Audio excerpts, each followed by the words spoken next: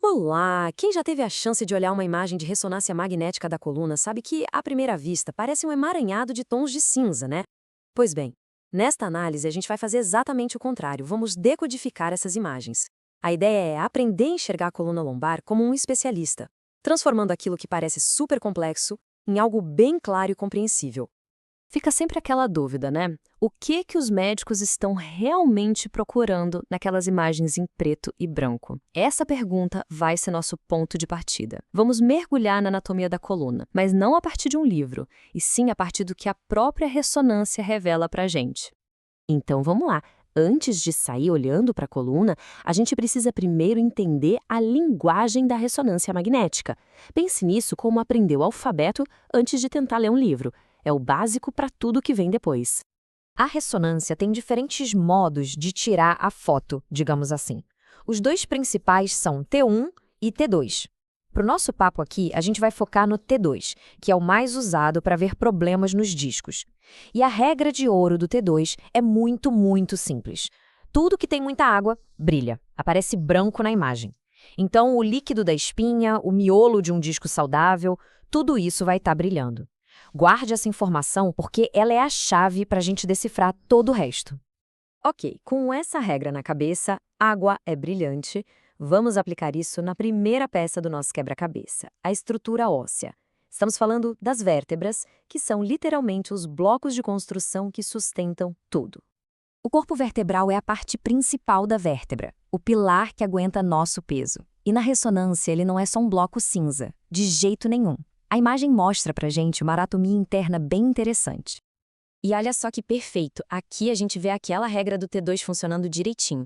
A casca de fora da vértebra, o osso cortical, é super densa. A água ali está tão espremida que nem consegue gerar sinal. Por isso, fica preta. Já o miolo, o osso esponjoso, é cheio de medula óssea amarela, que é rica em gordura.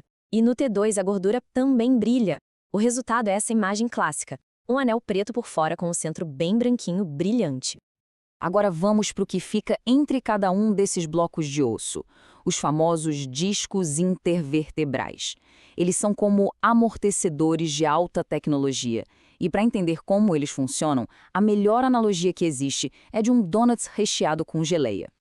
E a beleza da ressonância é que ela mostra essa analogia do donut com uma clareza incrível. O núcleo pulposo, que seria a geleia, é lotado de água. E o que acontece com a água no T2? Exato, ela brilha. Por isso o centro do disco é branco. Já o ânulo fibroso, a massa do donut, é um tecido bem denso com pouca água, então ele aparece escuro, quase preto. Esse contraste forte de um centro branco com um anel preto é o sinal clássico de um disco jovem e super saudável. Conforme o disco envelhece e desidrata, ele começa a perder esse brilho no centro. Bom, já vimos os ossos e os amortecedores. Agora, falta a parte mais delicada, a fiação elétrica do corpo, ou seja, o sistema nervoso. O canal vertebral funciona como uma superestrada bem protegida e é por ali que passam os cabos mais importantes do nosso corpo.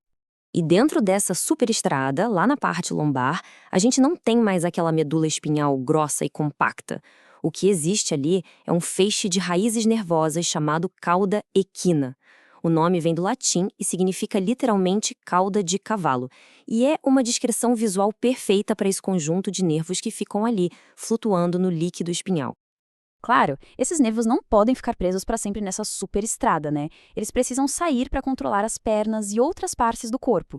E para isso, cada nervo tem a sua própria rampa de saída, uma abertura no osso chamada forame. O tamanho dessa abertura é absolutamente fundamental. A localização exata do nervo na hora de sair é super importante. Ele geralmente ocupa a parte de cima dessa abertura. O espaço que sobra é preenchido por vasos e por uma camada de gordura que protege tudo, a gordura epidural. E como a gordura também brilha no T2, ela ajuda a gente a ver o nervo direitinho. Qualquer coisa que diminui esse espacinho no furame, tipo uma hérnia de disco ou um bico de papagaio, pode acabar comprimindo o nervo. Ok, então a gente montou as peças do quebra-cabeça. Ossos, discos, nervos. Mas para ter uma ideia real do que está acontecendo ali, não dá para olhar de um ângulo só. É preciso ter uma visão tridimensional, que é construída a partir de 3 perspectivas principais. O especialista vai combinar essas 3 visões: a coronal, que é de frente, A sagital, de perfil, que é a imagem mais clássica que a gente vê por aí, e a axial, que é como se fosse uma fatia transversal do corpo. E essa visão axial muitas vezes é a mais importante de todas, porque é nela que se vê exatamente onde um disco pode estar apertando um nervo.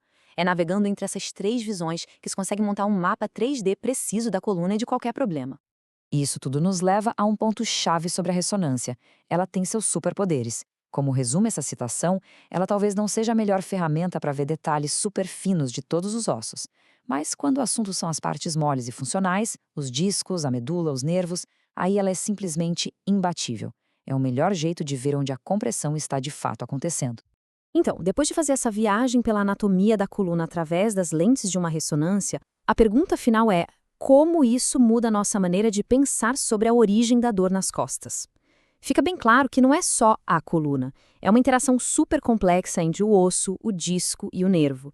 E saber o que procurar nessas imagens é, sem dúvida, o primeiro passo para entender a história que elas estão contando.